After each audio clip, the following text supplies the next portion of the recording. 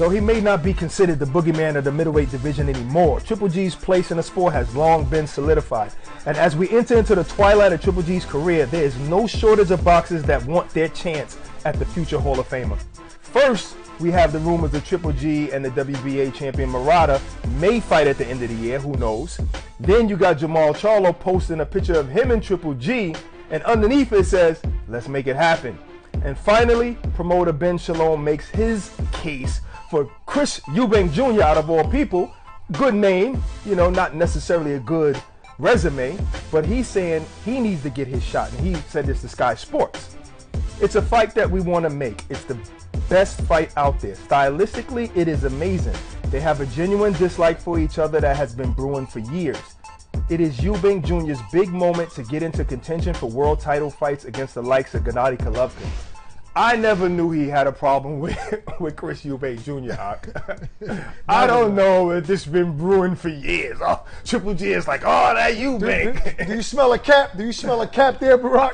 Hey, that's what they're supposed to do, right? You're supposed to promote your fighter, man, and say whatever you need to say to make it happen. Some people talk their way into fights like Rolly. You understand what I'm saying? So it's not that bad. But what do you think Triple G would lean to? Which particular fight? Well, first thing I want to address is Eubank Jr. Though he doesn't have a great resume, Barack, he did look really good in his last performance, and I think he's improving as a fighter.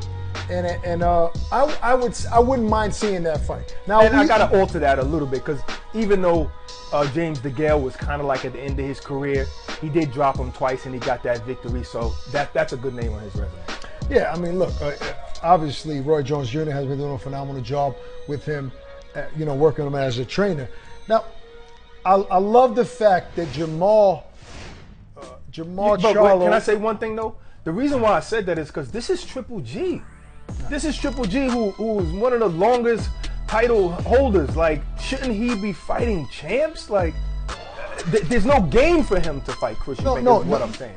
No question about that. I can appreciate what Jamal Charlo said on an interview that I saw recently about Triple G. He said, hey, I want the fight. He's a big name, but I also don't want people to start saying afterwards, this is the older guy. I'm picking on the guy who's 38, 39 years old. So he understands that if he does fight Triple G and beats him, he's going to get that criticism.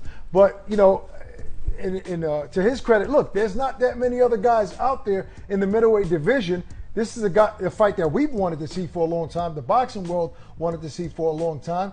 So if I had my choice, obviously it would be Jamal Charlo, Barack. But we've heard that Triple G wants to fight Murata, so maybe somewhere in Japan. I don't know why Triple G hasn't been vocal about fighting Jamal Charlo, who's a middleweight world champion. I don't understand why. Maybe there's something else to that story.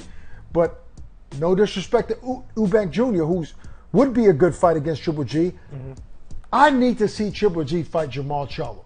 That's the only fight, in my opinion, that the fans will be excited about. Yeah, and listen, of course I would love to see him fight Chris Eubank Jr. I'm not saying that. I'm just saying what makes sense. If you ask anybody, does that make sense as opposed to him fighting an Andre?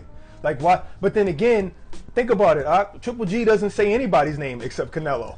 And right now he's not even saying Canelo's name, so he's not the kind of guy to call guys out. But I'm talking about being at that age, being at that stage of game and all that you've accomplished already. Shouldn't you be trying to unify? If it's not Andre, Charlo, or Murata, why would you fight somebody else unless you think that crowd is so big in the UK, which it can be, fighting Chris Eubank Jr.?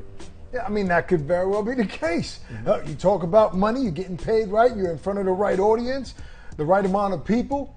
You said, does it make sense? Yes, that makes sense. If it makes dollars, it makes sense. So that can be the case. I do think Triple G has a sense of pride, and he fights for legacy, not only money. He's that pedigree.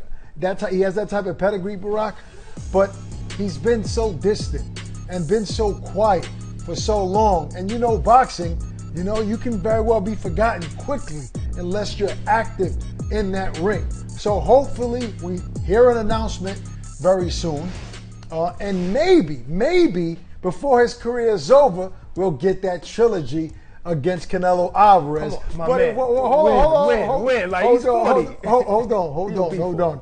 Now, it would be at 168 or higher. Canelo has already expressed that if he ever fights Triple G, it's not going to be at 160. Maybe he still has that chip on his shoulder, Barack, and wants to prove that he's better than Canelo. Who knows? Me, I know. We ain't gonna see that. Nah, come on. I was probably one of the few saying that in 2019, before the pandemic, that I wanted to see, another one. But I don't think it's gonna happen, man. But I think he's in a tough spot. He's in a spot where he's one of the top guys in the world, and even his promoter, Eddie Hearn said, you need to fight somebody. So who is the public going to be happy seeing him fight? Are we going to even be happy seeing him fight Murata, even though it's a title? You never really know. So obviously, people would love to see him fight Canelo. Even the people that say they don't want to see that would love to see that, because that was so competitive. A lot of people think he won the first fight, so they would love to see that fight. But Canelo has been moved on so much, knocking people out, going in another division. Is it in his best interest to even fight Triple G right now? I mean, listen, that's still a fight that a lot of people want to watch, Barack. We know, we've been there around those Triple G fans, and a lot of those guys feel that he still won at least one of those fights. So Mexican Triple G fans told us that. Many of them told us that when we was in Vegas and we was filming everybody outside. Mexican fans were saying Triple G won that first fight. To be honest, Barack, that still very well might be the biggest fight for Canelo Alvarez out there. I really believe that. Now, obviously, Triple G has to fight somebody. So hopefully he fights somebody this year. It reminds people that he's still Triple G, even if he's an older version of him. Yeah. And I think that's still the biggest fight in boxing, but Canelo has, other fish to fry. I wouldn't say bigger fish to fry, but other fish to fry, and I can't wait for that fight. Thanks for watching this video. Please do subscribe All Media New York.